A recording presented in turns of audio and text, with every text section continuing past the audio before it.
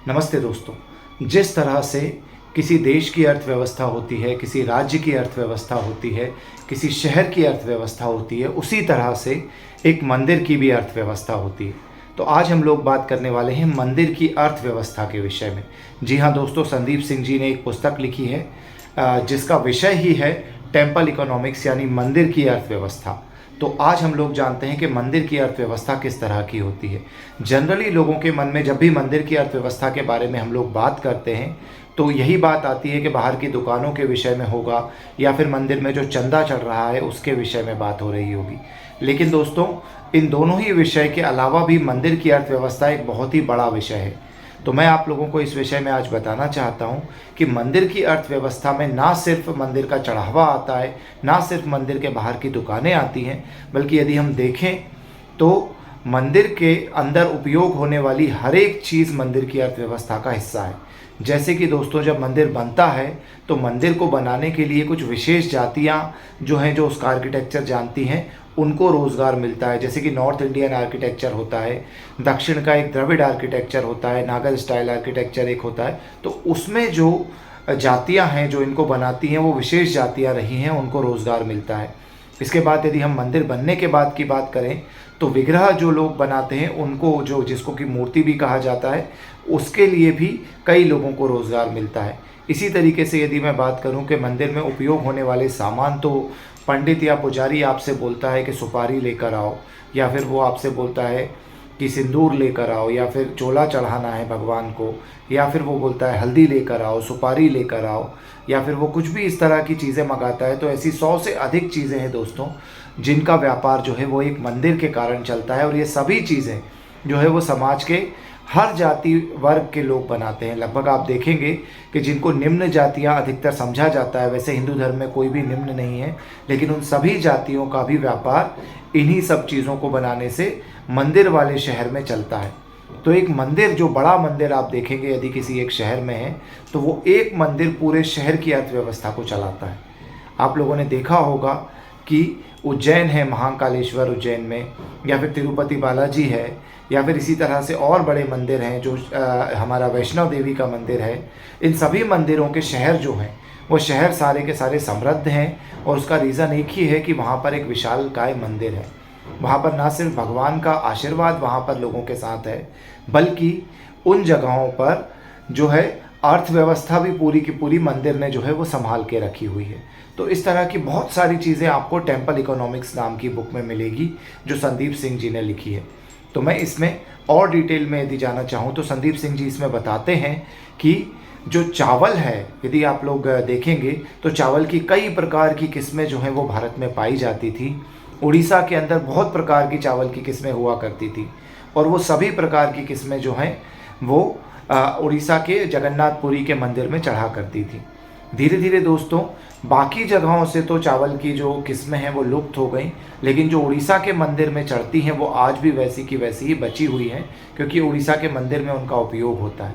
इसी तरीके से वो लिखते हैं कि उड़ीसा के मंदिर में आज भी जो है वो मिट्टी के बर्तनों में खाना बनता है, और वो जो बर्तन है वो बनाने वाला एक पूरा का पूरा कुम्हारों का गांव है, और आज भी उसी गांव से उड़ीसा के मंदिर में जो है वो बर्तन आते हैं, और उससे पूरे के पूरे गांव की अर्थव्यवस्था साल भर तक वहाँ पर चलती रहती है। तो दोस्तों, इस तरह से कई सारी उपयोगी वस्तुएं होती हैं जो मंदिरों में लगती हैं।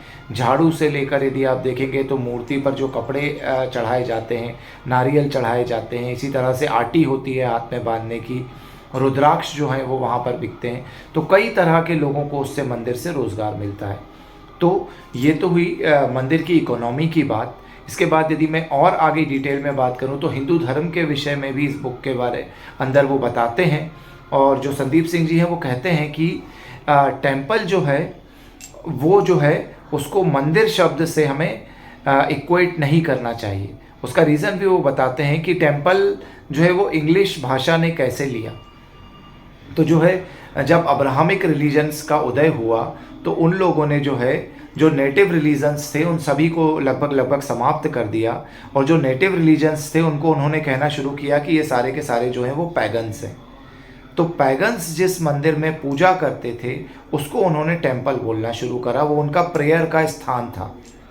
जबकि मंदिर जो है वो लोगों की प्रेयर के स्थान से ज़्यादा मंदिर जो है वो है विग्रह का स्थान। मतलब हम भगवान की मूर्ति वहाँ पर रखते हैं, फिर उसकी प्राण प्रतिष्ठा करते हैं और प्राण प्रतिष्ठा करने के बाद उसकी पूजा करते हैं। तो लोग जो हैं वो वहाँ पर विग्रह के दर्शन करने जाते हैं और वो विग्रह जो है वो उसका स्थान है।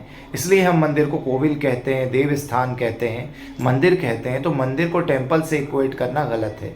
इसके अलावा वो बोलते हैं कि इकोनॉमिक्स भी अर्थशास्त्र से अलग है। जो मंदिरों का अर्थशास्त्र है वो इंडस्ट्रियल इकोनॉमिक्स से बिल्कुल अलग है, क्योंकि इंडस्ट्रियल इकोनॉमिक्स जो है वो जीडीपी बेस्ड होती है, और जीडीपी बेस्ड होती है तो उसमें क्या होता है कि यदि कुछ गलत भी हो रहा है, उससे पैसा आ रहा है, तो वो भी इकोनॉमिक्स में इंक्लूड होता है। लेकिन मंदिर में शुभ लाभ का कॉन्सेप्ट होता है, और शुभ लाभ के कॉन्सेप्ट के अंदर सिर्फ अच्छी तरह से, मतलब धर्म के अनुरूप कमाया हुआ धन ही उपयोग होता है। तो मंदिर की अर्थव्यवस्था एक अलग तरह की अर्थव्यवस्था होती है, जहाँ पर समाज का भलाई जो है वो भी देखा जाता है। इसके अलावा एक और क्वेश्चन जो जनरली उठता है कि मंदिर क्यों बनाया जाए, अस्पताल क्यों नहीं बना दिया जाए, या स्कूल क्यों नहीं बना दिया जाए, इसका भी जवाब वो इस पुस्तक में देते हैं। और वो बताते हैं कि कई सारे हमारे मंदिर हैं, मठ हैं, उन्होंने ना सिर्फ वो मंदिर बने हैं, बल्कि मंदिर बनने के बाद ना सिर्फ उससे आसपास की अर्थव्यवस्था सुचारू हुई है, इसके अलावा उन्होंने आसपास कई सारे अस्पताल खोले हैं, कई सारे स्कूल खोले हैं, कई सारे विद्यालय संगीत के खोले हैं, कई सारे दिव्यांगों के लिए अस्पताल भी और दिव्यांगों के लिए स्कूल भी वहाँ पर खोले गए हैं। तो इस तरह से वो कई सारे मठों का भी उदाहरण देते हैं। मंदिरों में वो पलानी जो मंदिर है उसका उदाहरण देते हैं। इसके अलावा ज्वाला देवी के मंदिर का उदाहरण देते हैं, वैष्णो देवी का उदाहरण देते हैं, जहाँ पर अर्थव्यवस्था इस तरीके से पूरी की पूरी सुचारू ढंग से चलती है। इसी के साथ साथ वो कहते हैं जो साड़ी है वो भी आप देखेंगे कि जो साड़ियाँ हैं, जो फेमस साड़ियाँ भारत के अंदर हैं, वो अधिकतर उन मंदिरों के, उन शहरों के नाम पर हैं। माहेश्वर की साड़ी, तो उन जगहों पर कुछ ना कुछ जो है धार्मिक जगह थी, वहाँ से वो साड़ियाँ निकल कर आईं। तो हमारे जो वस्त्र हैं वो भी धर्म से जुड़े हुए हैं, और वो वस्त्र की अर्थव्यवस्था भी पूरी धर्म या मंदिरों से जुड़ी हुई है, ये वो बताते हैं। इसी तरीके से वो बताते हैं अमरनाथ यात्रा जो है उसका करोड़ों का टर्नओवर होता है। इसी तरीके से जो हमारा कुंभ का मेला होता है उसमें बहुत सारी इकोनॉमिक्स इन्वॉल्व होती है, बहुत लोग आते हैं वहाँ पर ख़रीदारी करते हैं, जिससे लाखों लोगों का, करोड़ों लोगों का जो है वो घर चलता है। तो इस तरीके से हमारा सारा जो सिस्टम है वो सिस्टम ना सिर्फ धर्म से जुड़ा हुआ है, बल्कि समाज का भी उससे भला होता है। इसके अलावा वो कुछ इन चीज़ों पर भी बात करते हैं कि किस तरह से हमारे मंदिर जो हैं वो समाप्त हुए। तो इसमें वो बताते हैं सबसे पहले जैसे अलेक्जेंडर आया तो उस समय उन लोगों ने नष्ट करना शुरू किया। उसके बाद अधिकतर जो नष्ट हमारे मंदिर किए वो मोहम्मद बिन कासिम के बाद गौरी, गजनी और मुग़ल आए, इन लोगों ने किए। तो इन लोगों ने ना सिर्फ मंदिर नष्ट किए, बल्कि मंदिरों के साथ साथ मंदिर की अर्थव्यवस्था, मंदिर की कला, संस्कृति, स्क्रिप्चर्स, लिटरेचर सब नष्ट किया। तो मंदिरों में पहले क्या होता था, ना सिर्फ पूजा होती थी, बल्कि पूजा के साथ साथ मंदिरों के अंदर वहाँ पर नाट्य होता था, वहाँ पर संगीत होता था, वहाँ पर गीत होता था, वहाँ पर शास्त्रीय संगीत सिखाया जाता था, कलाएं सिखाई जाती थी, नाट्य शास्त्र से जुड़ी हुई चीज़ें सिखाई जाती थी, भाषा, व्याकरण, ज्योतिष, ये सारी चीज़ें मंदिरों में सिखाई जाती थी।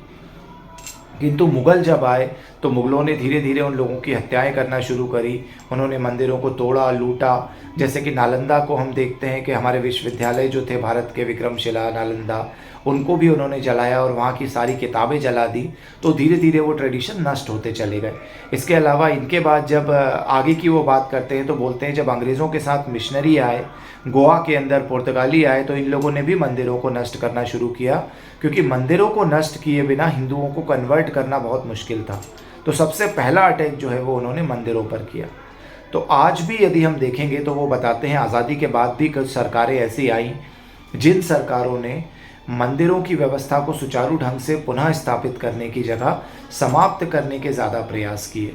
मंदिरों को सरकार के कंट्रोल में ले लिया, एनजीओज़ ने मंदिरों के ऊपर अटैक कर कर अनर्गल बातें फैलाना शुरू करी। तो इसमें भी जैसे आप देखेंगे जल्लीकट्टू एक प्रथा है भारत की, तो उसके ऊपर भी सवाल उठाए गए, दिवाली पर सवाल उठाए गए, होली पर सवाल उठाए गए। इसी तरीके से सबरीमाला मंदिर के अंदर औरतें क्यों नहीं घुस सकती, तो वो आपने देखा होगा कि मेरी स्वीटी और रेहाना फातिमा को घुसाने का एक प्रयास केरला के अंदर हुआ था। बहुत बड़ा वो केस सबरीमाला का चला था।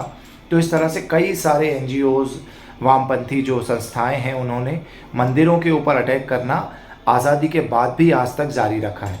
तो इसके विषय में भी वो डिटेल से जाते हैं। और इसके बाद जो पुस्तक उन्होंने लिखी है अर्थव्यवस्था ऑफ मंदिर, इसके बाद इन्होंने दूसरा पार्ट भी उसका लिखा है।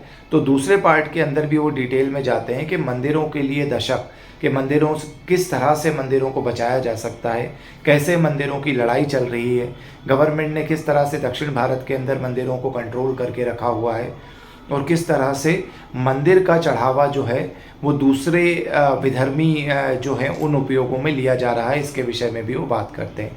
रिक्लेम टेम्पल्स के बारे में भी इस पुस्तक के अंदर बात होती है कि किस तरह से हमें मंदिरों को रिक्लेम करना चाहिए, पुजारियों को वापस से उस तरह से ट्रेन करना चाहिए, उस तरह के पुजारियों को वहाँ पर बैठाना चाहिए जो मंदिरों को दोबारा जैसे पुराने वैभव में थे मंदिर, वहाँ पर कला, संस्कृति, भाषा, व्याकरण सिखाई जाती थी, दोबारा उस तरह से ला सकें, वैसे पुजारी वहाँ पर बैठाए जाने चाहिए। इसके अलावा आर्ट्स, लिटरेचर, नॉलेज, इनके भी जो है सेंटर्स वो मंदिर बनने चाहिए। तो इस तरह से काफ़ी सारी चीज़ें जो हैं वो इन बुकों के अंदर संदीप सिंह जी जो हैं वो डिस्कस करते हैं। मैं इस बुक का आपको कवर पेज भी दिखाना चाहूँगा। ये वो पुस्तक है जिसके विषय में मैं बात कर रहा हूँ, अर्थव्यवस्था ऑफ मंदिर, जिसको टेम्पल इकोनॉमिक्स भी कहा जाता है। ये रही वो पुस्तक। इसके बाद दूसरी पुस्तक जिसके विषय में मैं बात कर रहा था वो है मंदिरों के लिए एक दशक। तो ये दो पुस्तकें हैं जो आप संदीप सिंह जी की पुस्तकें आप पढ़ सकते हैं। इसके अंदर डिटेल में ये बताया गया है कि भारत के मंदिर कैसे हुआ करते थे, किस तरह का ट्रेडिशन उनमें होता था, कैसे वो बनते थे, उनकी अर्थव्यवस्था किस तरह से काम करती थी और आज भी करती है। और इसके बाद ये भी बताया कि कैसे वो डिस्ट्रक्ट हुए, और आखिरी में वे फॉरवर्ड भी दिया हुआ है कि अब क्या कर सकते हैं उन मंदिरों को पुनः जीवित करने के लिए। तो ये बहुत ही अच्छी पुस्तकें हैं, आप सभी लोगों को इन्हें पढ़ना चाहिए। मैं डिस्क्रिप्शन में अपने इस वीडियो के इसका लिंक दे दूंगा या कुछ डिटेल्स डालूंगा जिसके द्वारा आप ये पुस्तकें ले सकते हैं। तो आज का जो ये वीडियो था मेरा वो इसी विषय में था, मैं बुक रिव्यू कर रहा था। तो ये बहुत ही अच्छी जो है वो बुक है, अर्थव्यवस्था ऑफ मंदिर। ना सिर्फ ये अर्थव्यवस्था के विषय में बताती है मंदिरों के, बल्कि ये पुस्तक ये भी बताती है कि हमारे मंदिर कितने काम के होते थे, उनके अंदर क्या क्या ट्रेडिशंस होते थे और किस तरह से मंदिर की अर्थव्यवस्था काम करती थी। तो आप सभी को ये पुस्तक जो है वो पढ़नी चाहिए। तो इसी के साथ मैं आप लोगों से अभी विदा लेता हूँ। इस पुस्तक के विषय में आप सभी लोगों को जो कुछ भी पूछना हो आप कमेंट्स में मुझसे पूछ सकते हैं। इसके अलावा आप लोगों को ये पुस्तक यदि खरीदनी है तो मैं डिस्क्रिप्शन में इस पुस्तक के बारे में डिटेल्स डाल रहा हूँ। धन्यवाद।